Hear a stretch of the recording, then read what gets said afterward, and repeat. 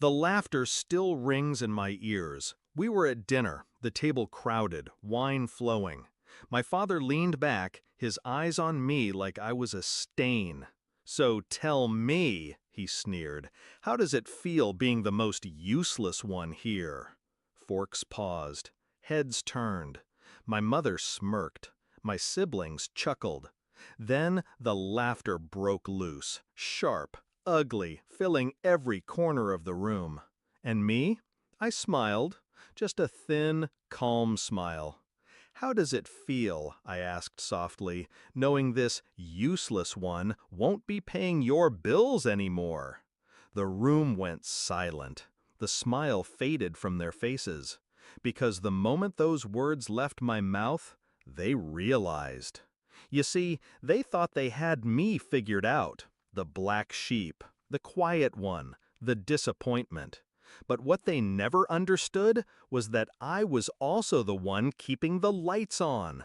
For years, I wired money home every month, paid for their mortgage when it nearly collapsed, covered my father's hospital bills, cleared my mother's credit card debt, even slipped money to my brother when he begged me not to tell his wife. I did it all silently, out of duty, out of love. And they never said thank you. Not once. Instead, they wore it like a crown, like my sacrifices were their right. The signs of betrayal were always there. When relatives praised me for working abroad, my mother would correct them. "She just sends money. It's nothing special." When I bought myself a used car, my father scoffed. "So that's where our money goes." When my sister needed tuition, I paid every cent. She bragged about her scholarship, never mentioning me. They erased me. Until that dinner, when they decided to humiliate me too. That was the night something inside me snapped into place. Not rage, not tears, clarity. I didn't lash out. I didn't storm away. I went home and began to plan. The first step was silence.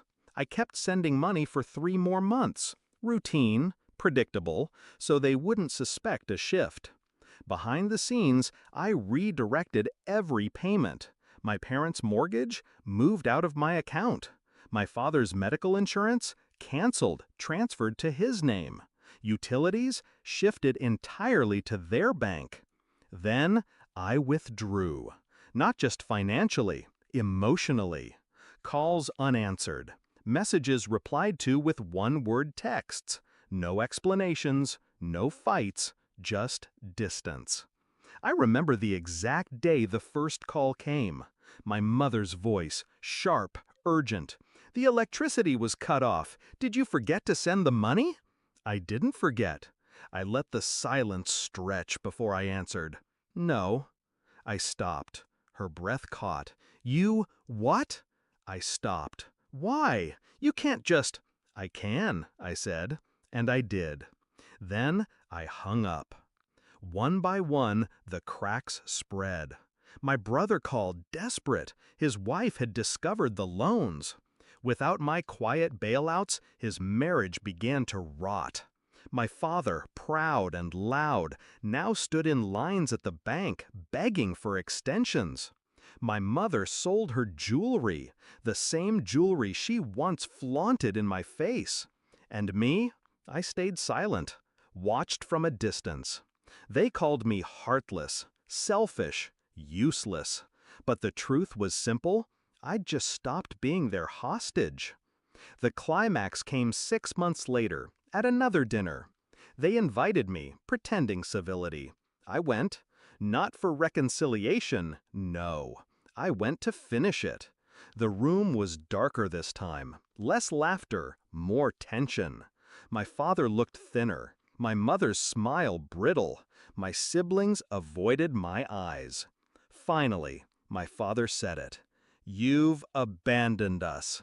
Family doesn't turn its back like that." I leaned forward, my voice calm, razor sharp. Family doesn't bleed one member dry and call it duty. Family doesn't sneer at the hand that keeps them fed. My mother snapped, "You think you're better than us?" I smiled. "No, I just know I'm free of you." And I stood up. They shouted after me. My sister cried. My brother cursed. But no one followed me out. That night, walking away, I felt lighter than I had in years. I realized something vital. Their power over me had never been real. It existed only because I allowed it. Because I kept paying, kept bending, kept hoping they'd love me in return. But love extracted by obligation isn't love. It's theft. Now, months later, they still call sometimes, pleading, bargaining, even threatening. I don't answer. I live in silence they can't touch, a life I built without their chains. Do I regret cutting them off? No. I regret waiting so long to do it. Because when they laughed that night, when they called me useless, they revealed the truth. I was never family to them. I was an ATM with a pulse. So when I said, "How does it feel knowing this useless one won't be paying your bills anymore?" That wasn't anger. That wasn't revenge. That was freedom.